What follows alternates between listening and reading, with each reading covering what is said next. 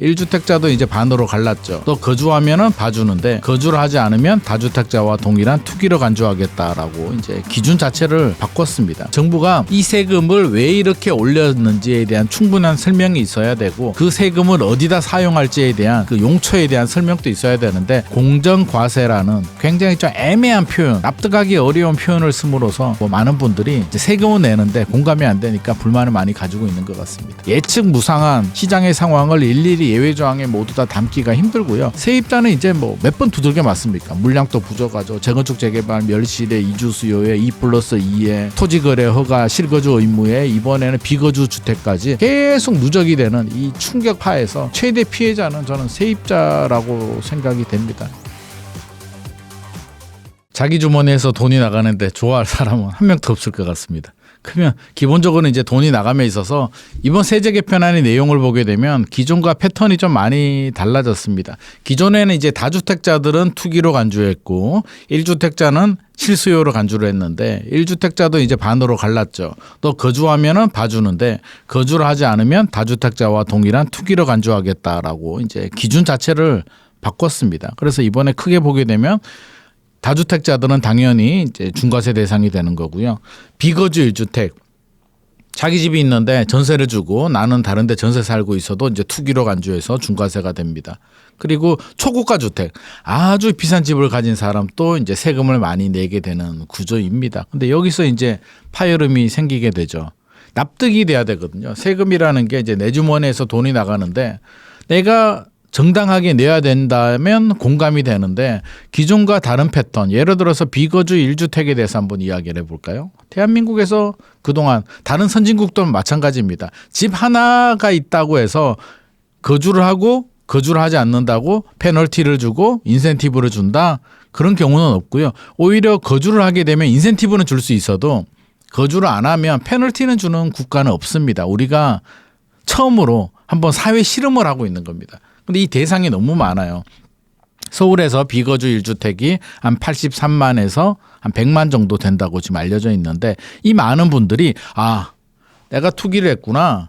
내가 투기를 했지. 정부가 투기를 막기 위해서 나한테 규제가 들어오니까 내가 기꺼이 세금을 내야겠다라고 생각하는 분들이 많다면 사회적 논란이 되지 않았을 텐데 많은 분들은 내가 집 하나 가지고 거주를 하든 세입자한테 주든 비워놓든 알아서 할 일이지 정부가 이것까지 이제 간섭을 한다고에 대한 불만의 목소리가 상당히 큰 것 같고요. 초고가 주택을 가지신 분들도 이제 목소리는 작습니다. 워낙 소수기 때문에 묻혀 있는데 이분들의 불만은 뭐냐면 초고가 주택도 이제 두 종류가 있죠. 하나는 진짜 최근에 돈이 많아가지고 진짜 비싼 집을 사신 찐부자가 있고 20년, 30년 전에 샀는데 사실 30년 전만 하더라도요. 강남이나 강북이나 경기도나 집값이 크게 차이가 나지 않았습니다. 그냥 직장이 강남이니까 아니면 애 교육 때문에 그냥 강남에 집을 샀는데 그게 세월이 흘러 재건축이 돼서 이제 비싼 집이 된 거예요. 이분들은 회사도 그만두고 이제 은퇴하고 국민연금 받고 이렇게 살고 있는데 갑자기 보유세, 종합부동산세 부담이 2028년이 되면 2배에서 4배까지 늘어난다고 합니다. 그럼 이분들은 청천벽력이죠. 한 500만 원 정도 내다가 2천만 원, 많게는 뭐 4천만 원까지도 내야 되는 상황이 발생할 수도 있기 때문에 내가 무슨 잘못을 했냐, 오랫동안 보유했는데 이 각자의 억울함이 있습니다. 그러면 정부가 이 세금을 왜 이렇게 올렸는지에 대한 충분한 설명이 있어야 되고 그 세금을 어디다 사용할지에 대한 그 용처에 대한 설명도 있어야 되는데 공정과세라는 굉장히 좀 애매한 표현, 납득하기 어려운 표현을 씀으로써 공감 능력이 떨어지고 많은 분들이 이제 세금을 내는데 공감이 안 되니까 불만을 많이 가지고 있는 것 같습니다. 왜 나왔는지 우리가 배경을 좀 알아야 될 것 같습니다. 이제 문재인 정부로 거슬러 올라가죠. 더 거슬러 올라가게 되면 노무현 정부까지 갑니다. 이제 집값이 오릅니다. 집값이 올라가는 데는 나름대로의 배경이 있습니다. 노무현 정부는 상당히 억울했죠. IMF 외환위기가 있었습니다. 97년도에 대한민국의 위기였고 거기서 또 더 10년 전으로 거슬러 올라가게 되면 88 올림픽 할 때 서울 집값이 엄청나게 많이 오릅니다.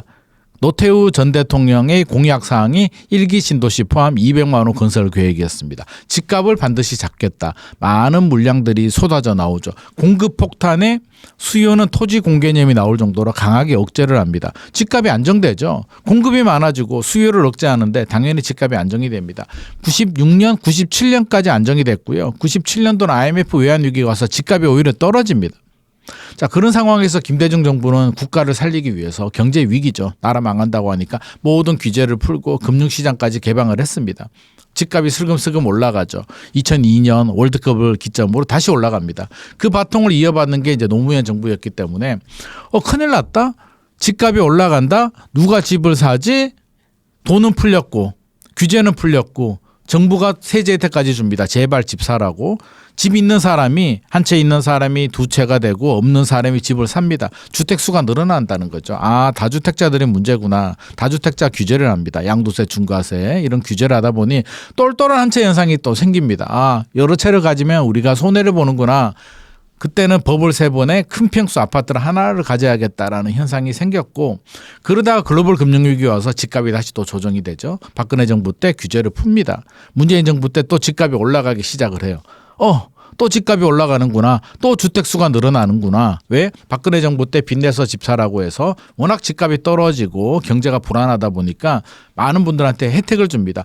제발 집 좀 사주세요. 집 사면 우리가 양도세 특례 양도세도 5년 동안 면제도 해주고 뭐 주택수도 빼주고 여러 가지 인센티브를 줄게 제발 좀 사주세요라고 해서 2013년부터 2017년까지 주택수가 늘어납니다. 다주택자들이 기하급수적으로 늘어나죠. 정부가 사라고 하니까 또 투자의 판을 만들어주니까 삽니다. 특히 문재인 정부 때는 임대사업자 전월세가 불안하다 보니까 다주택자들이 임대 사업을 하게 되면 세입자한테 저렴한 전세를 공급해 주게 되면 우리가 또 세제 혜택을 주겠다라고 합니다. 다주택자가 더 늘어나죠. 집값이 너무 올라가다 보니까 2018년 19년 정도 되면 기조를 바꿉니다. 이거 다주택자들한테 너무 많이 풀어줬구나. 혜택을 너무 많이 줘서 이게 문제구나라고 해서 다주택자 규제를 시작을 합니다. 그래서 중과세가 나오죠. 그러면 어떻게 됩니까? 개인들은 이제 집을 여러 개 가지게 되면 또 손해를 보는구나. 똘똘한 한 채를 또 가져야겠다. 똘똘한 한 채 현상이 또 생깁니다. 그 똘똘한 채가 지금까지 이어오는데 안타깝게도 다주택자 수는 줄어듭니다. 2020년 이후로 지속적으로 감소가 되는데 집값은 2022년 미국이 긴축할 때 잠깐 조정된 거 빼고는 지속적으로 올라갔죠. 이재명 정부는 이제 고민에 빠집니다. 이게 뭐가 문제지? 집값은 올라가는데 다주택자 수는 줄어든다. 다주택자가 문제가 아니구나. 이 똘똘한 한 채가 집값을 올리는 주범인데 똘똘한 한 채에서 이제 투기가 아닌 걸 어떻게 구분할까를 고민하다가 나온 게 이제 비거주 1주택입니다. 1주택 중에서도 거주를 하면 오케이. 거주를 안 하면 이거는 갭 투자구나. 나쁜 말로 갭 투기구나. 이거 규제해야겠다라고 갑니다. 근데 한 5년, 10년 전만 하더라도 이게 갭 투자라는 표현 자체가 이제 전세를 끼고 사는 걸 이제 갭 투자라고 하는데 일반적으로 예전에는 여러 채, 그러니까 무자본 갭 투자라든지 소액으로 전세 끼고 사고, 전세 끼고 사고, 전세 끼고 사고를 여러 채 한 걸 갭 투자라고 했는데 어느 순간 용어가 집을 한 채 가지고 있는데 내가 거주를 하지 않고 전세를 줬는 것도 갭 투자로 이제 간주하기 시작합니다. 여기서 이제 파열음이 생기는 거죠. 저는 판단 미스라고 생각합니다. 사실 집 안에 있는 분들은요, 대한민국에서 약간 꿈이잖아요. 나의 꿈, 우리 가족의 안정, 나의 노후 생활, 또 우리 자녀들의 미래 인생에 대해서 집 하나는 가지고 있어야 인플레이션 방어도 하고 운 좋게 올라가면 또 디딤돌 역할도 되고 우리 가족이 안정적으로 거주할 수가 있습니다. 근데 사용 용처가 이제 달라질 수는 있죠. 자녀를 다 키웁니다. 대치동에 살고 있는데 애를 다 키워요. 집을 팔고 외곽으로 가기는 좀 아쉽죠. 그래도 똘똘한 한 채인데. 그래서 전세 주고 본인은 외곽으로 전세를 나갑니다. 이분이 투기했다라고 할 수가 있겠습니까? 여러 가지 케이스들이 너무 다양합니다. 뭐 부모님이 서울에 살고 자녀가 경기도에 사는데 부모는 은퇴했습니다. 자녀가 경기도에서 출퇴근하기 너무 힘드니까 부모가 그러면 집을 바꾸자. 명의는 그대로 두자. 명의를 옮기게 되면 또 세금이 많이 나오니까 거주만 바꾸자고 해서 각각 비거주가 됐는데 이것도 지금 현재 세법 개정안을 보게 되면 비거주 투기로 간주가 됩니다. 이혼하려고 이제 집을 팔려고 하는데 아무리 봐도 집값이 이게 뭐 금매로 팔기는 좀 아깝고 장기적으로 올라갈 가능성이 높으니까 전세를 주고 전세금을 가지고 배우자 위자료 또 재산 분할로 주는 경우들도 많이 있는데요. 그렇게 전세를 줬는데 이것도 비거주로 투기로 간주합니다. 수많은 케이스들이 있기 때문에 1주택은 지금까지 투기가 아니었고 앞으로도 투기도 아니고 다른 선진국을 보더라도 집 하나 가지고 있는데 거주를 하지 않았다는 이유만으로 이렇게 페널티를 주는 경우는 없거든요. 새로운 사회 실험에 대한 어떤 강력한 반발이 일어나고 있는 상황입니다. 첫 단추를 잘못 끼운 것 같습니다. 이게 집 하나 가지고 있는 걸 이제 투기의 잣대로 되는 것 자체가 저는 판단 미스라고 생각이 됩니다. 그 예외 조항을 두잖아요. 지금 또 예외 조항이 있는데 상당히 부족하다는 말이 많았습니다. 지방에 가게 되는 경우도 인정해 주는데 고등학교만 인정해 주고 3년만 인정해 줍니다. 중학교는? 중학교 인정해 주면 초등학교는? 초등학교 인정해 주면 유치원은? 대학교는? 이 끊임없이 꼬리에 꼬리를 무는데 그럼 예외를 얼마나 광범위하게 충분한 조사를 통해서 할 것인가. 이 범위를 넓히더라도 또 예외에서 피하는 경우가 생기면 또 내년도 세제 개편안에 또 포함을 시킬 것인지 예측 무상한 시장의 상황을 일일이 예외 조항에 모두 다 담기가 힘들고요. 또 하나의 문제는 불편합니다. 아니 내가 투기를 한 게 아닌데 그걸 당사자가 입증을 해야 되거든요. 자녀 교육 때문에 요양 때문에 이혼 때문에 뭐 가족의 사정 때문에 비거주를 했다는 걸 입증을 해서 증명을 해서 인정을 받아야 되는데 그 과정이 국민들이 상당히 스트레스 받습니다. 그럼 어떻게 되죠? 그냥 안 할래. 안 하고 나 그냥 거주할래 라고 합니다. 그러면 비거주 집에 이제 자녀가 살면 뭐 그래도 그나마 이해를 할 수 있는데 세입자가 살고 있다. 집주인은 선택지가 있죠. 모르겠고 됐고 내가 입주할래. 너무 머리 아파. 비거주 1주택에 대해서 뭐 종부세도 불이익을 주고 양도세도 장기보유 특별공제에 불이익을 주다 보니 차라리 거주하겠다라는 선택을 하는 집주인들이 많아지겠죠. 당연하죠. 왜?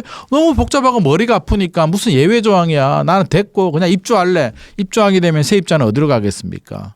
세입자는 튕겨나가게 되죠. 아니면 입주를 안 하게 되면 어떻게 될까요? 전가하죠. 너 세금 좀 더 내. 내가 세금 더 내야 되니까 너 월세, 전세 좀 더 내. 세입자는 임대료를 올려주거나 쫓겨나가야 됩니다. 일각에서는 주인이 입주하게 되면 주인이 살던 집에 세입자가 들어오면 되지 않냐라고 하는데 주인이 일산에 살고 있고 주인의 집은 강남이었는데 강남에 전세 사는 세입자가 일산으로 가겠습니까? 절대 그렇지 않습니다. 계약 기간이 남아있죠. 6개월 1년 남았는데 집주인은 미리 연락합니다. 미리 경고를 줘야 되죠. 나 연장 안 해줄 겁니다. 내가 입주해야 돼요. 정부가 나보고 입주하래요. 세입자는 거절할 방법이 없습니다. 계약갱신 청구권의 거절 사유가 집주인의 입주거든요. 그럼 세입자는 만기가 6개월 1년 남았는데도 굉장히 불안하게 되고 다른 집을 알아보러 다닙니다. 이미 시장은 왜곡이 되고 있기 때문에 이게 간단하게 예외 조항을 몇 개 둔다고 해결된 문제는 아닌 것 같고요. 처음부터 충분한 논의와 비거주 1주택에 대해서 이렇게 규제를 하는 게 맞는가에 대한 충분한 검토와 사회적 합의가 필요했는데 너무 성급하게 한마디 툭 던지니까 이게 시작이 돼버렸고 이제 와서 수습을 하려고 하니 다시 돌아가려고 하니까 너무 멀리 와버렸고 예외 조항을 늘리려니까 예외 조항을 어디까지 늘릴지도 고민이고 아마 늘려도 또 논란이 될걸요. 이것도 빠졌다 저것도 빠졌다 나는 어떡하냐. 결국 효과적으로 본다면 저는 예외 조항을 늘린다고 해서 조금 뭐 보완은 될 수는 있겠으나 세입자의 주거 불안을 해결하기에는 역부족일 것 같습니다. 이게 이해관계가 이제 굉장히 좀 복잡해집니다. 이 세제 개편안이 그냥 숫자만 바꾸면 되는 게 아니라 용역을 주고 수많은 시뮬레이션을 돌려서 만든 결과물인데 이게 시간이 굉장히 촉박해요. 국회에서 법 개정도 해야 되고 또 정부가 안을 수정해서 국회로 올리고 국회에서 다듬어야 되는데 이 촉박한 기간에 기본 틀을 바꾸겠다라는 건 아마 이게 가능할지도 좀 걱정이기도 하고요. 또 다른 문제가 생기죠. 지금 기존의 1세대 1주택자는 12억까지였는데 공제를 이게 14억으로 바꿔줍니다. 근데 이번에 내용을 보게 되면 이제 너무 복잡한데 기존에는 14억 아래는 종부세 대상이 아니었고요. 다주택자는 9억 이하는 대상이 아니었는데 이번에는 1세대 1주택은 14억까지 올려주긴 했습니다. 그럼 14억 아래는 종부세 대상이 아니고 14억 넘어가게 되면 종부세 대상인데 14억 넘어가는 종부세 대상 중에서 이제 거주를 하게 되면 공제를 14억까지 해주게 되고 거주를 안 하면 또 9억까지만 공제해 주겠다라는 내용이거든요.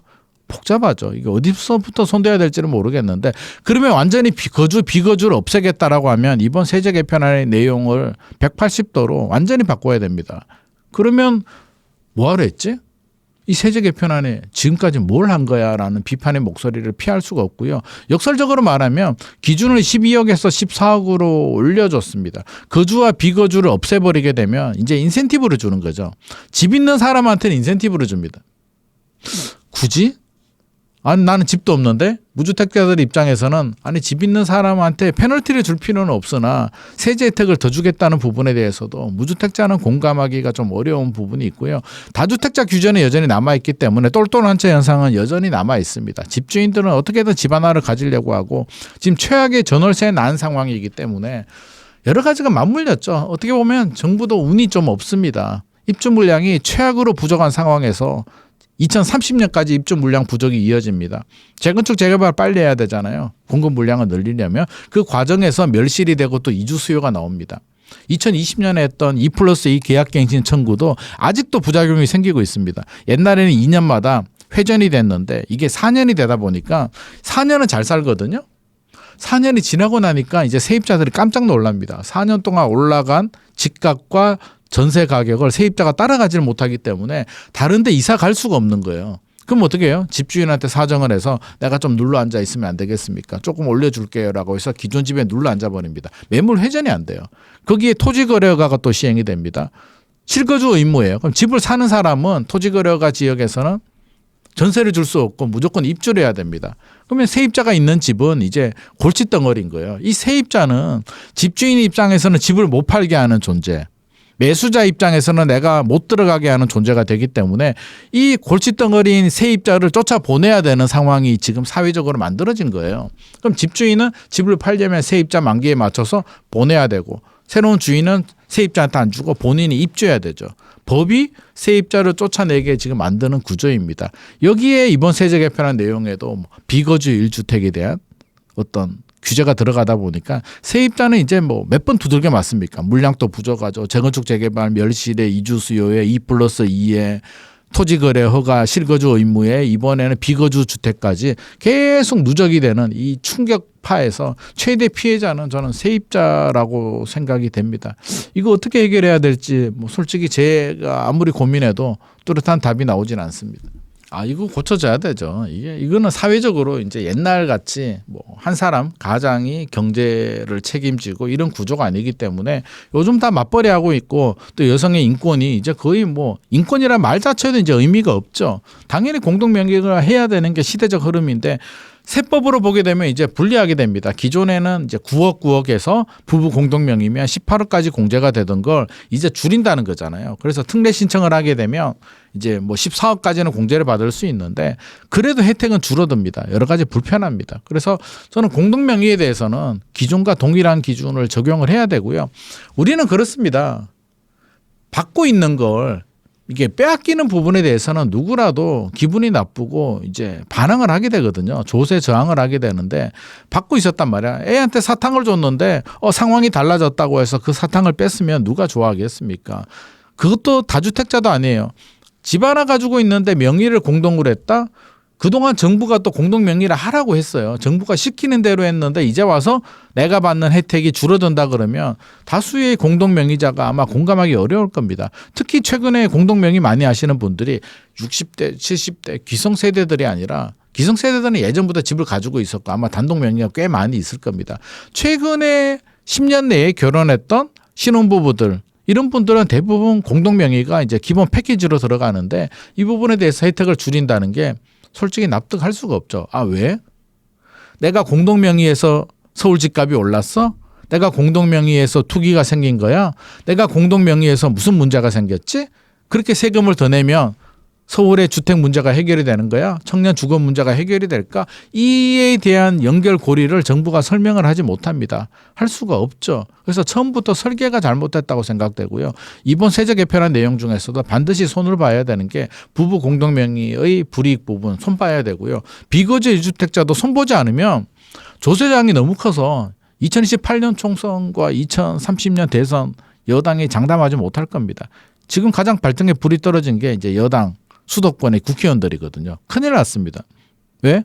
아니 굳이 하지 않아도 되는 일들을 벌려버렸기 때문입니다. 그냥 내버려 두면 되는데 역설적으로 다 100번 양보해서 비거주 1주택 이제 뭐 과세하고 부부 공동명의 증세하고 다 해가지고 고질적인 서울의 주택 문제, 주거 문제, 집값 상승 문제, 전월세 문제가 해결이 되면 우리 다 양보할 수 있잖아요. 우리 미래 세대를 위해서. 아 좋아. 내가 공동명의 좀 불이익을 봐도 고질적인 문제가 해결이 되면 우리 애들이 나중에 살아가는 세상이 좀 좋아지겠지. 내가 다음에 이사 갈 때도 좋아지겠지라는 희망이 있는데 좋아지겠습니까? 저는 아무리 봐도 이거 과세한다고 해서 해결이 될까요? 오히려 세입자들만 더 고통을 받을 것 같은데요. 그러니까 정책을 만들 때는 항상 100% 만족할 수는 없습니다. 부정의 효과가 있고 긍정의 효과가 있다면 시뮬레이션을 돌려서 부정의 효과보다 긍정의 효과가 더 많을 때 정책을 시행하는 겁니다. 이 부정의 효과는 최대한 줄이려고 노력은 해야 되겠죠. 근데 이번 세제 개편안의 내용을 보게 되면 긍정의 효과가 크게 찾아보기가 어려워요. 왜? 아니 증세를 해서 뭐 임대 아파트를 짓거나 GTX 조기 개통하는데 사용하겠다는 것도 아니고 조세 저항이 적은 것도 아니고 공급이 늘어나는 것도 아니고 매물이 늘어나는 것도 아니고 세입자 주거 안정이 되는 것도 아니고 그냥 왜 했을까? 저도 주변에 이제 만나보잖아요. 전문가들 만나고 교수들 만나고 다들 그 얘기합니다. 왜? 왜 한 거야? 이런 얘기들을 많이 하는 거로 봐서 아직도 많은 분들이 왜 하는지 공감이 되지 않는데 이 정책이 성공할 가능성은 매우 낮을 것 같습니다. 이게 굉장히 좀 화가 많이 나는 케이스입니다. 그래서 원래 취지는 이게 아니었는데요. 대통령 토론회 때 사실 제가 제안한 내용인데 제가 제안한 내용은 이제 이렇게 단편적으로 65세 이상 고령자가 서울집 하나 있는 집을 팔고 지방에 갔을 때 혜택을 주자는 게 아니라 서울에 있는 분이 1주택이든 다주택이든 팔고 지방으로 혹시나 갈 수 있잖아요. 고향으로 가게 되면 서울의 수요가 줄어드니까 어떤 혜택을 좀 주자라고 해서 서울을 떠나는 자유롭게 떠나는 분들한테 인센티브를 좀 주자라는 취지였습니다. 이런 인센티브는 여러 가지 경우들이 있을 수도 있죠. 집을 팔고 그 자금을 그 금융계좌, 주식계좌에 오랫동안 넣은 분한테도 인센티브를 주면 정부가 말하는 머니무브, 뭐 건전한 경제의 흐름에 영향을 줄 수도 있는 거고 장기간 오랫동안 보유하신 분들 특히 세입자한테 전월세를 올리지 않고 오래 보유한 분들한테도 인센티브를 줘도 되고 집값을 저렴하게 파는 분들한테도 양도세를 저렴하게 해줘도 되고 다양한 어떤 유도책이 나와주기를 바라는 마음에서 제가 제안을 드렸는데 내용은 65세 이상 1세대 1주택자가 뭐 이 조건이 막 붙습니다. 5년 거주해야 되고 2년 연속 거주해야 돼서 파는 사람이 현실적으로 효과가 있겠습니까? 서울에 실거주하던 집 하나를 팔고 지방으로 가면 양도세 50% 한도 5억으로 깎아주겠답니다. 아마 가자고 하면은요 대부분 이제 배우자들이 반대할 겁니다. 네가 가라. 내가 왜 가냐 이렇게 강력한 반발에 부딪히니까 현실적으로 실현 가능성이 상당히 낮은 정책이고 이제 화가 나는 포인트가 이겁니다. 보유세를 강화합니다. 이제 고령자들한테 장기 보유 특별 공제 10년 거주 10년 보유하게 되면 80%까지 공제를 해주는데 이거를 이제 2029년이 되면 10년 동안 거주를 해야 80% 공제해 주는데 한도가 10억이 됩니다. 이게 이제 우리 사회에 문제가 발생을 하는데 앞으로는 이렇게 많이 안 올라갈 것 같습니다. 제 생각에도 앞으로 뭐 서울 집값이 5배 올라가는 건 말이 안 되는데 그 시대가 이제 딱 맞아떨어집니다. IMF 외환 위기부터 지금까지가 대한민국의 이제 집값의 상승기. 옛날 88 올림픽 할 때도 많이 1차 상승기였고 여기다가 이제 2차 상승인데 잠실주공 뭐 1단지 2단지가 IMF 외환 위기 때 한 5천만 원 1억 정도 했습니다. 한 5천만 원 7천만 원 정도 했는데 그게 지금 36억이잖아요. 뭐 5억에 산 집이 50억이 되고 이런 기적 같은 일들이 강남에서 발생을 합니다. 재건축 재개발을 통해서 이게 서울의 강남에서 발생하는 참 매우 독특한 이례적인 현상인데 이제 이분들은 운이 좋았죠. 뭐 알고 있겠습니까? 30년 후에 집값이 10배 올라갈 걸 기대하고 투자했다? 저는 그런 사람은 없다고 봅니다. 그냥 살다 보니 운 좋게 얻어 걸렸습니다. 그러다 보니까 이제 사회적 문제가 발생하죠. 친구가 2명이 있었는데 한 명은 직장이 강남이어서 강남에 집을 1억 주고 사고 한 명은 직장이 일산이어서 일산에 1억 주고 샀다. 세월이 30년 지났는데 지금 그 격차가 너무 많이 벌어지다 보니 대다수 많은 분들이 이제 상대적 박탈감을 많이 느끼죠. 아니 도대체 내 친구가 잘한 게 뭐가 있지? 그냥 운이 좋게 집 하나 샀는데 이렇게 격차가 벌어질 수 있나? 이게 우리 사회가 가진 문제이고 정부도 이 문제를 인지를 하고 있는데 이제 투기로 간주하는 거죠. 불로소득으로 간주합니다. 노력도 안 했는데 집값이 너무 많이 올랐네. 그래서 장기보유 특별공제도 10억만 해주겠다. 아니 집값이 40억 50억 올랐는데 세금을 뭐 매덕 안 내는 거는 너무하지 않아? 라고 합니다. 그런데 여기서 이제 어떤 문제가 있습니다. 장기보유 특별공제를 도입한 취지가 뭐냐면 단타 치지 마라. 집은 사고 팔고 하는 거는 투기이기 때문에 오래 보유하라는 의미에서 이제 장기보유 혜택을 줬고 두 번째는 인플레이션 방어를 해야 됩니다. 제가 앞서서 이제 30년 전에 1억이라고 말씀드렸는데 지금 생각해 보면 30년 전에 1억은 꽤 큰 돈입니다. 부모님 용돈을 주더라도 30년 전에 한 5배, 4배 차이가 나는 것 같습니다. 제 생각에는. 외식을 해도 그렇고요. 30년 전에 IMF 외환위기 때는 10만 원도 굉장히 큰 돈이었거든요. 용돈 줄 때 10만 원, 20만 원 주면 입이 쩍 벌어질 정도로 야 이렇게 돈을 많이 주냐라고 할 정도였는데 지금은 그렇지가 않잖아요. 그렇게 생각하면 사실 1억이 10억 정도 가는 건 우리 인플레이션이라고 생각을 해야 됩니다. 그럼 그 이상 올라가는 부분에 대해서 이제 과세를 하기 때문에 이런 여러 가지 사회 작용들이 있는데 이분들은 이제 평생 살았죠. 우리가 20년, 30년 보유하신 분들은 그 집이 평생입니다. 예를 들어서 40세 집을 샀어요. 30년 보유하면 70세가 됩니다. 앞으로 이제 다른 집을 사는 것도 현실적으로 끝나고요. 여기서 인생이 이제 마무리가 되는 단계인데 정부가 보유세를 올립니다. 그것도 감당할 수 있어야 되는데 500만 원 내던 걸 앞으로 2년, 3년 후에는 당신은 4배로 더 내야 됩니다. 아니 내가 지금 500만 원 또 은퇴하고 돈이 없는데 나보고 2천만 원, 3천만 원 내라고? 나는 못 내는데요. 아니 당신 부자잖아요. 집값이 비싸니까 팔고 나가세요. 라고 남의 인생에 쉽게 말할 수는 있습니다. 왜? 우리들이 볼 때는 부자니까요.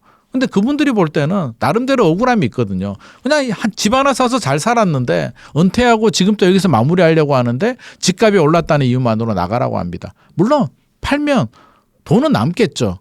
돈 뭐 안 산 사람들보다는 돈을 벌었는데 그럼에도 불구하고 이분들은 아니 나는 그럴 생각이 아니었는데 잘 살다가 여기서 마무리되고 내가 죽고 나면 어차피 상속세로 절반 정도는 가지고 가기 때문에 나는 내가 다 가지고 가는 것도 아니고 무덤까지 가는 것도 아니고 내 자식한테 줄 때 절반은 국회에 내고 물려받게 되는데 이게 뭐가 문제냐라고 항변을 합니다. 나는 살던 동네에 잘 살고 싶어요.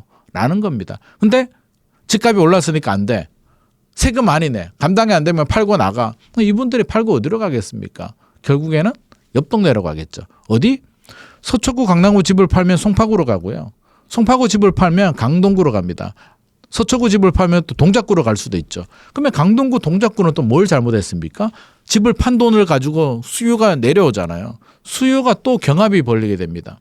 공급은 부족한데 내려오는 분들 또 사야 되는 신혼부부들 쫓겨난 세입자들의 경합을 벌리면서 나머지 구간들은 집값이 오히려 올라갈 가능성도 있습니다. 그래서 이런 정책들은 디테일하게 어디서 부작용이 생기고 어디로 불똥을 튈지는 모두 다 감안을 해야 되는데 단순하게 책상에 앉아서 거주를 안 하는구나. 전세를 주는 거는 투기지. 갭 투자야. 나빠. 규제해. 라고 이렇게 단편적으로 규제를 하게 되면 그 파장은 너무 크다. 결국에는 가장 약한 고리가 가장 많은 타격을 받게 되는데 약한 고리는 다시 한번 말씀드리지만 세입자들입니다. 자, 우리 청년들 입장에서 보게 되면 예전과 상황이 많이 달라졌습니다. 저는 이제 기성세대죠. 50대입니다. 그러면 저희가 젊을 때만 하더라도 제 친구들도 부자 친구들 있습니다. 집안이 부자고 앞으로 탄탄대로로 갈 것 같은 친구들이 있죠. 있는데 부럽긴 하죠. 부러운데 그렇게 뭐 어떤 박탈감 이런 건 없었습니다. 왜? 아니 내가 열심히 노력해서 충분히 좋은데 취직할 능력도 되고 나 열심히 하면 될 것 같으니까 집도 열심히 노력하면 살 수 있고 그때는 그런 환경이었습니다. 우리는 그런 시대를 살아왔습니다. 기성세대들은. 그래서 대출을 받아서 집을 사고 전세를 끼고 집도 사고 있는 집도 전세도 주고 정부가 하지 마라고 하는 갭 투자와 대출을 받는 걸 우리 기성세대들은 다 했습니다. 우리 시청자들 중에 기성세대들 집 가진 사람 중에 100% 자기 자본으로 집 사신 분 있으십니까? 없잖아요. 다 대출을 받고 전세를 끼고 살다가 전세 주기도 하고 다 그렇게 살아왔습니다. 그런데 우리 청년들한테는 하지 말라고요. 대출도 투기니까 대출 받지 말아요. 전세도 끼고 사지 말아요. 근데 집값은 비싸요. 전세도 매물이 없어요. 월세도 비싸요. 그럼 어디로 가라는 거예요? 우리가 혜택을 주겠습니다. 4억 이하의 B아파트 80% 대출해 주니까 그런 빌라 원룸 찾아서 사세요. 이거 화가 안 나겠습니까? 장난하는 겁니까? 버스하우스하고 같은 개념이잖아요. 버스하우스도 예전 같으면 웃고 넘겼을 겁니다. 그냥 그래 해프닝으로 끝날 수 있는데 지금 우리 30대 청년들 신혼부부들은 이거 웃고 넘길 만한 마음의 여유가 없습니다. 의식주에 주거가 흔들리고 있는 상황인데 내 삶이 지금 불안하고 흔들리는데 그 버스하우스로 웃고 넘기겠습니까? 그러면 정책 방향 자체가 청년들의 주거 안정에 맞춰야 되고요. 내 자식이라고 좀 생각을 해야 될 것 같습니다. 내 자녀가 지금 갈 곳이 없고 불안하다면 이런 정책이 나올 수가 없다고 저는 생각합니다. 왜? 정책하시는 분들 보니까 다 자기 자녀들은 다 유학 가 있더만 다 잘 살고 좋은 대학교 나오고 좋은 직장 가지고 다 잘 사니까 이게 강 건너 불구경하는 거 아니겠습니까? 그래서 내 자식이 직장이 없다, 내 자식이 집이 없다, 내 자식이 힘들다라는 입장에서 해본다면 내 자식이 사는 집을 이렇게 하겠다? 문재인 정부 때도 있었죠. 주택수를 늘려라고 하니까 LH가 뭘 하냐면 대통령이 보러 가자고 하니까 인테리어를 새로 합니다. 5천만 원 들어서 리모델링을 새로 해서 대통령한테 보여준 거예요. 그 대통령이 집 청년들이 이 정도면 살만하네라고 하는데 다 쉬워져. 실제로 그렇지도 않은 걸 인테리어에서 그것도 주택수를 늘려라고 하니까 33제곱미터를 반으로 쪼개서 17제곱미터짜리 2개를 만듭니다.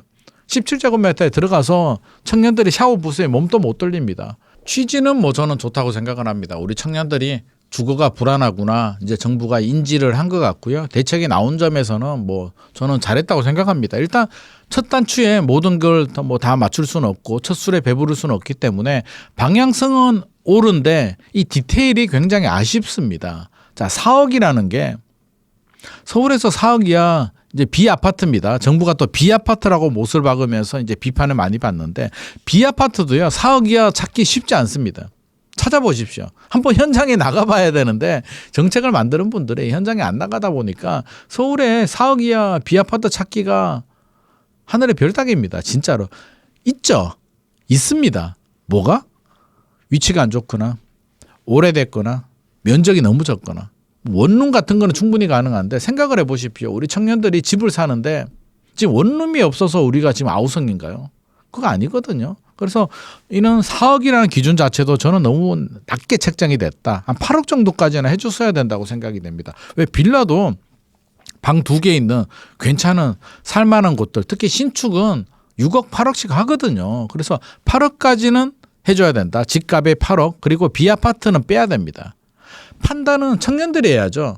아니 8억 이하의 집에 LTV 80% 받는데 받아서 내가 소형 아파트를 갈 수도 있고 외곽에 도심에 신축 빌라를 갈 수도 있고 오피스텔을 할 수도 있고 선택권을 청년들한테 줘야지 정부가 4억의 B아파트라고 딱 해버리게 되면 뭔가 생색은 굉장히 많이 냈는데 먹을 게 없는 배는 고픈데 밥상 차렸다고 가보니까 먹음직스러워. 근데 막상 먹으려고 보니까 뼈밖에 없네. 고기가 몇 점 안 붙었네. 이런 느낌이니까 우리 청년들은 분노를 하는데 저는 인식 자체가 좀 달라져야 된다고 생각을 합니다. 뭔가 정부가 우리가 줄 테니까 니들은 받아 먹어. 약간 선민사상 같은 게 굉장히 많이 남아있다고 생각을 하는데요.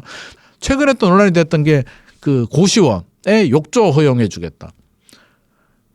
야, 이게 얼마나 현실을 모르면 이거 전형적인 탁상행정이잖아요. 말은 좋죠. 의미는 그래 고시원에 욕조도 있어야지. 청년들도 이게 욕조에 들어가서 몸도 좀 피로도 풀고 해야지라고 하는데 고시원이 원룸보다 더 작아요. 전용 면적으로 5평도 안 됩니다. 한 방에. 아주 작은데 욕조 들어갈 공간도 없고요. 욕조가 들어가면 고시원이 아니에요. 그리고 욕조 넣잖아요. 습기 때문에 곰팡이 나서 죽습니다. 그러니까 이런 현실성이 동떨어진 정책들이 우리 청년들의 민심을 이반시키고 분노를 일으킨다는 거죠. 그래서 저는 이런 체계적이지 않은 전혀 현실과 동떨어진 정책들은 이제 지양해야 된다 하면 안 된다는 입장이고요. 청년 입장에서 우리 청년들은 뭐가 문제인가? 희망이 없는 겁니다. 그럼 희망을 가질 수 있는 당장 아파트 공사 기간이 4년에 걸리니까 당장 입주 물량 내놔. 당장 좋은 아파트 줘. 우리 청년들도 당장 안 나오는 거 다 압니다. 그럼 희망을 줘야죠. 희망이 뭐겠습니까? 열심히 노력하면 내 집만에 할 수 있어야 되는데 이번에 공급 대책도 8월 13일에 발표됐죠. 8월 13일에 발표된 공급 대책 내용이 61페이지입니다. 자그마치. 금융 대책까지 포함하면 81페이지가 넘습니다. 이 내용을 우리 청년들은 다 읽어봐야 됩니까? 이 중에 핵심 내용이 있긴 해요. 뭐가 있냐면 2026년 올 하반기에 2기, 3기 신도시 공공 분양 18,000호, 2027년 내년에 27,000호 분양하겠다라는 내용이 그 80페이지 중에 한 페이지에 들어가 있습니다. 그런데 정부는 홍보도 안 합니다. 그냥 쓱 들어가 있습니다. 저는 이게 핵심이라고 생각합니다. 왜? 올 하반기 내년에 분양받을 수 있으니까요. 분양 어떻게 받지에 대한 설명도 없습니다. 너무 불친절합니다. 언제 얼마에 분양할 테니까 믿고 기다려주세요. 지금 집 사지 말고요. 하반기에 그때 기다렸다가 청약하세요. 우리 저렴하게 해줄게요. 라고 얘기를 해줬어야 되는데 그런 내용이 없잖아요. 그럼 어떻게 해야 됩니까? 사실 입주자 모집 공고 보기도 힘들어요. 우리 청년들. 또 청약은 제도도 너무 복잡해. 채광권이야. 어려워서 못해요. 청약을. 그거 자격 요건도 안 돼요. 당첨이 돼야 말이지.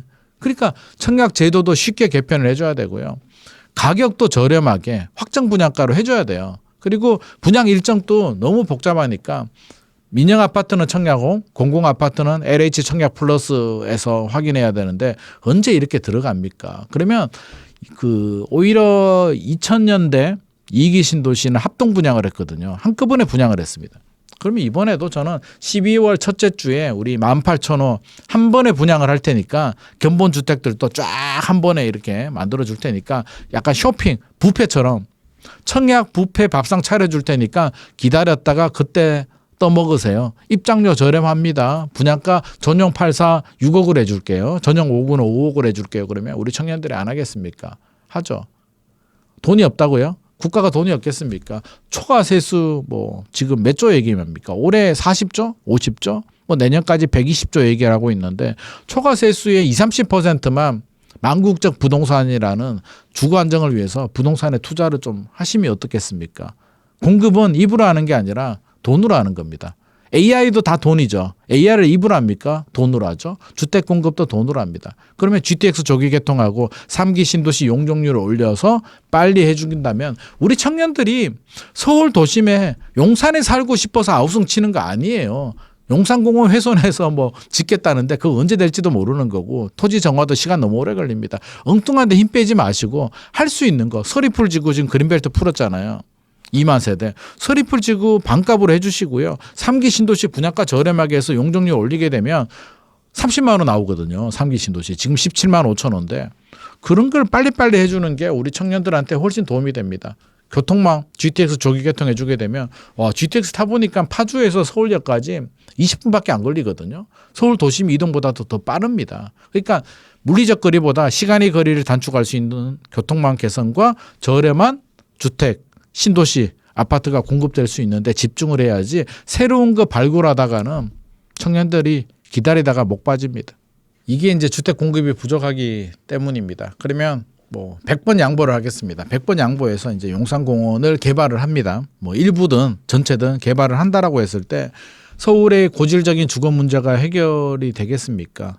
이게 전체 개발은 현실적으로 어려울 것 같고 일부 개발하게 되면 10,000세대, 20,000세대, 많게는 50,000세대 얘기를 하는데 몇 년은 안정될 수는 있겠죠. 거기 들어가는 청년들은 매우 해피하겠죠. 이거는 일반 주택과 다릅니다. 청년 임대주택을 만들겠다는 건 한번 들어간 분들이 이제 지속적인 거주를 하게 됩니다. 일반 아파트는 이제 매물 회전이 되잖아요. 세입자한테 전세를 줄 수도 있고 본인이 입주할 수도 있고 중간에 팔 수도 있고 매물이 나오는데 청년 임대주택은 고정주택이기 때문에 실제로 일반 아파트보다 회전이 잘 되지 않습니다. 그러면 서울은 1년에 신혼부부들이 5만 쌍이 결혼을 하고요. 이혼을 만상하고 지방에서 올라오는 분들이 3만 쌍 정도 됩니다. 9만 약 한 10만 정도가 수요가 늘어나는 지역입니다. 그러면 개발을 하더라도 물론 사망 인구도 있습니다만 늘어나더라도 한 2년 정도면 다 소진이 될 겁니다. 올림픽파크 포럼 12,000세대 입주했을 때 간에 기별도 안 갔거든요.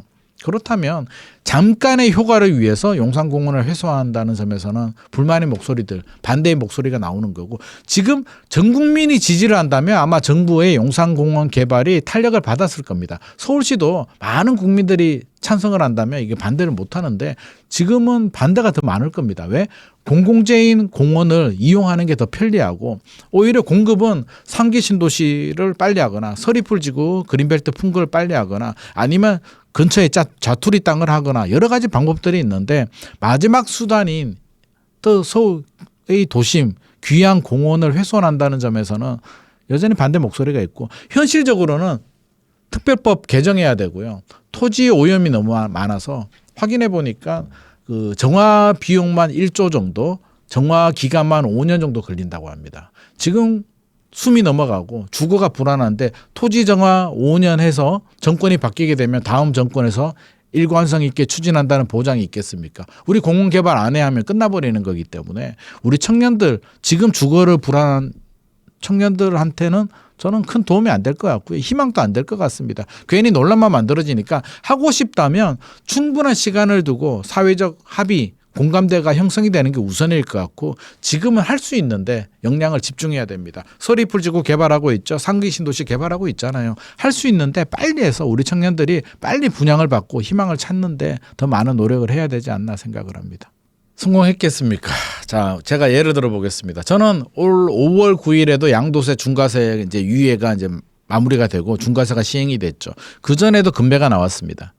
어땠습니까? 만족하셨습니까? 주택시장 안정이 됐다고 생각하십니까?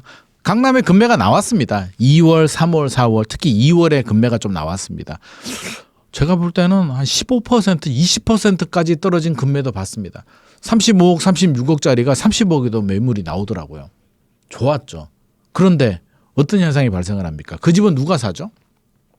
대출이 25억 넘어가는 집은 대출이 2억 나옵니다.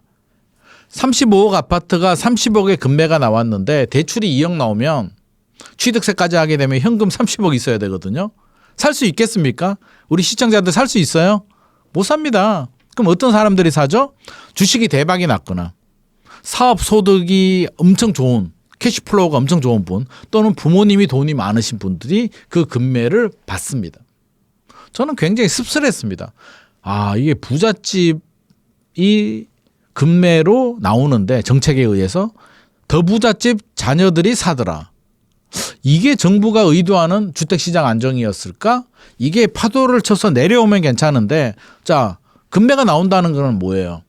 세금이 부담스럽다는 거죠. 세금이 부담스럽다는 얘기는 많이 올라간 고가주택, 초고가 주택입니다. 우리 서민들 주거 안정과는 전혀 관계가 없는 시장입니다. 2월, 3월, 4월에 강남 금매가 나올 때 서울 성북구 집값은 계속 고공행진을 했습니다. 노도강, 금광구, 경기도 모두 다 집값이 올랐습니다. 동남권, 분당을 비롯해서 수원, 용인, 동탄까지 계속 올라갑니다. 그러면 강남에 일시적으로 금매가 나오는 게 주택시장 안정입니까? 아니면 우리 다수의 서민들이 거주하는 서울 외곽과 경기, 인천 집값이 안정되는 게 서민 안정입니까? 그렇게 바라본다면 정책의 포커싱, 목표가 강남에 맞춰지게 되면 사실 강남이 우리하고 무슨 상관이 있습니까? 저는 금매가 나와도 못 삽니다. 대출도 2억 나오는데 우리가 어떻게 삽니까? 제가 사지도 못하고 접근하지도 못하는 지역에 관심을 가지고 정책의 포커싱을 맞춘다는 것 자체가 난센스라고 생각됩니다. 물론 정부의 취지는 이런 겁니다. 강남 집값이 계속 올라가게 되면 나머지 지역들이 따라서 키를 맞춰서 올라가기 때문에 강남을 억제하면 나머지 집값 안정에 효과가 있다. 물론 틀린 말은 아닙니다. 그런데 시장 상황을 보게 되면 2022년, 2023년에 미국이 긴축하면서 집값이 떨어집니다. 2024년, 2025년 강남이 먼저 치고 올라가서 전고점인 2021년 가격을 30% 뛰어넘었습니다. 강남이 먼저 치고 올라갔고요. 한강벨트, 마포, 송동 같은 지역들이 치고 올라갔고 지금 외곽 지역들이 치고 올라가고 있는 키 맞추는 상황인데, 지금 강남을 때린다고 해서 이게 5년, 10년 동안 강남 집값이 계속 안정이 되면 결국에는 뭐 안정 기조를 유지할 수 있습니다만, 우리 30대 신혼부부들, 청년들, 전월세 안에 시달리는 분들한테 이 기조가 10년 동안 이어지게 되면 드디어 안정이 될 수도 있습니다 라는 공허한 메아리가 얼마나 체감이 될까요? 최근에 현장에 가보신 분들은 아마 깜짝 놀랄 겁니다. 집값도 너무 많이 올랐고요.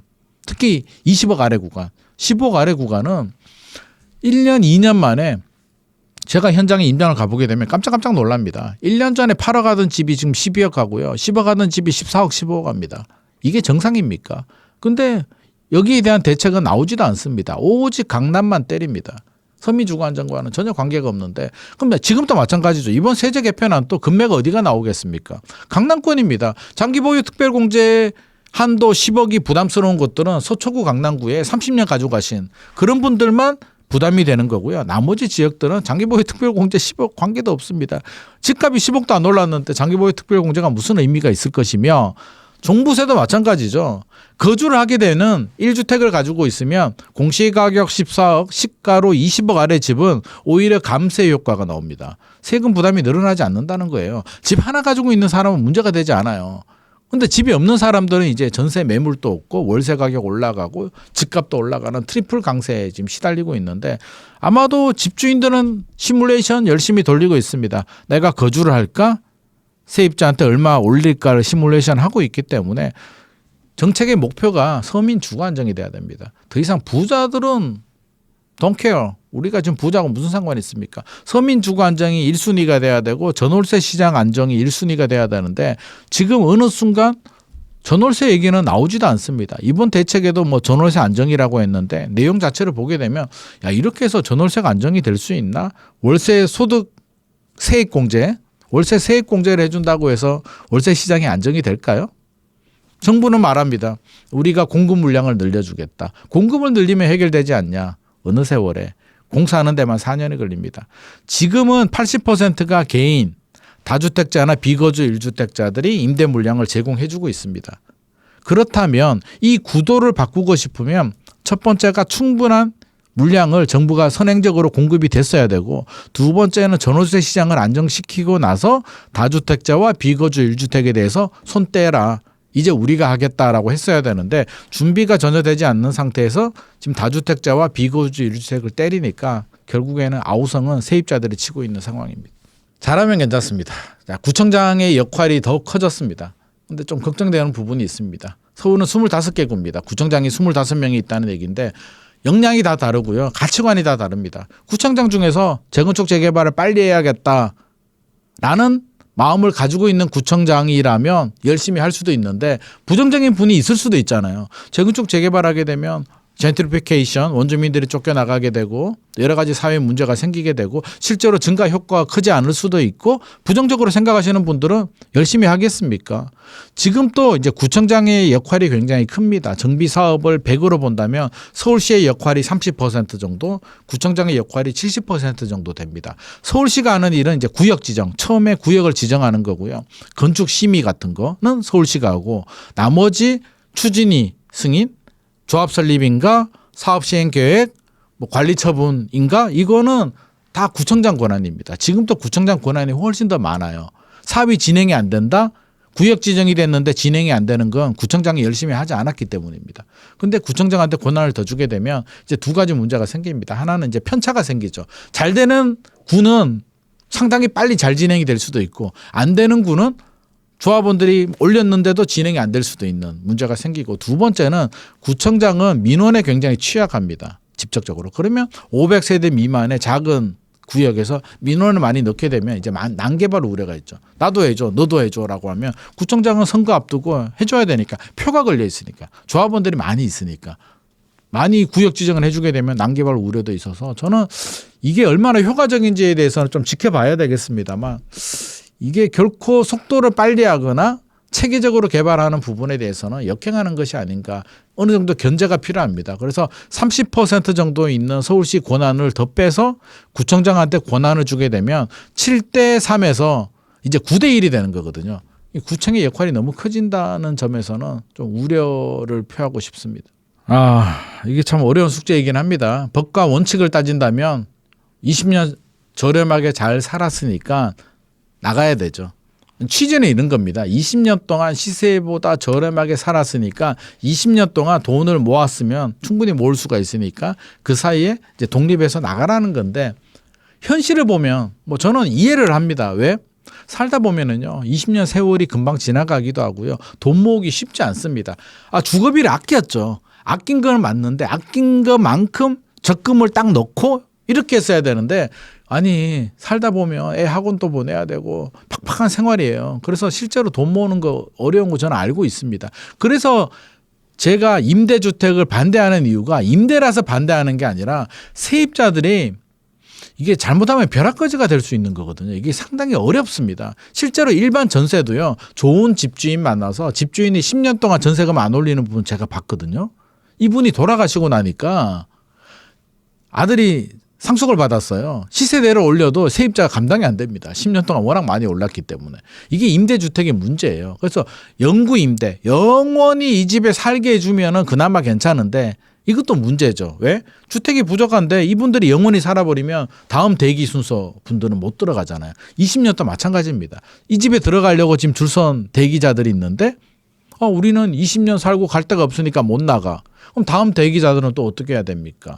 이게 사회적 문제여서 저는 안타깝다면 20년 되기 전에 뭐 법적 내용은 20년이라고 돼 있는데 서울시든 정부가 주기적으로 어떤 인포메이션 어떤 정보는 내용 증명 같은 거는 좀 줬어야 되지 않나. 경고 같은 몇 년 남았습니다. 몇 년 후에는 종료가 됩니다. 그 사이에 뭐 준비해야 됩니다. 적극적으로 뭐 내 집 마련할 수 있도록 어떤 경고도 줘야 되고 청약 물량들 뭐 공공분양이나 나왔을 때 그런 정보들도 제공해줘서 이분들이 일상에 막 바빠서 정신없다가도 10년 남았구나. 5년 남았구나.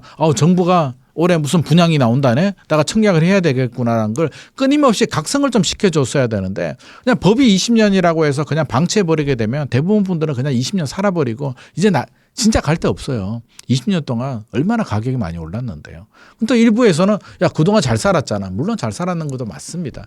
그래서 이게 참 풀기 어려운 숙제이고 드디어 이 장기 전세가 가지고 있는 문제가 이제 터지는 거예요. 그래서 이거는 수습을 잘 해야 될 부분인데 빨리 이분들이 자립할 수 있도록 뭐 다른 집을 사거나 뭐 이렇게 할 때는 특별 뭐 대출이라도 좀 해줘야 되지 않겠습니까? 그냥 텐트 치고 살아라고 할 수는 없으니까 비켜는 줘야 되는 거는 맞죠. 다른 사람들도 들어와야 되니까. 대신에 이분들이 다른 데 전세를 구하거나 다른 아파트를 사는 데 있어서는 또 좀 예외 조항을 둬서 대출도 좀 해주고 해서 나갈 수 있도록은 좀 도와줘야 되지 않나. 원칙대로만 해봐서 나가라고 하면 결국에는 이분들은 갈 데가 없습니다. 텐트 치고 살 수밖에 없기 때문에 이런 문제가 반복되지 않도록 앞으로는 더 세밀하게 준비를 좀 해야 될 것 같습니다.